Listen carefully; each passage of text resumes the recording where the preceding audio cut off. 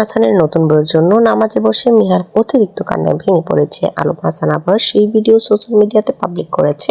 বর্তমানে আলম হাসানের এই ভিডিও দেখে শর্মিলাও অনেক কথা বলেছে। শর্মিলা জানিয়েছে আলম হাসানের নতুন বউয়ের জন্য মিহালের এই অতিরিক্ত কান্নাকাটি শুধুমাত্র মায়া মাত্র। মিহাল হচ্ছে একটা চালবাজ মানুষ, কারণ আমি যখন ছিলাম তখন মিহাল আমার সাথে অনেক বেশি আদরে কথা বলতো, কিন্তু বাবা আসলে মিহালের রূপ একেবারেই পরিবর্তন হয়ে যেত। বর্তমানে শর্মিলার কথা শুনে আলম হাসানের নতুন বউ এখনো পর্যন্ত কিছু বলেনি। আলম হাসানের নতুন বউ কিন্তু সোশ্যাল মিডিয়াতে বিভিন্ন কথা বলছে আলম হাসানকে নিয়ে, এবং আলম হাসানের নতুন বউ বর্তমানে পুলিশের হেফাজতে আছে ঝিনাইদহ।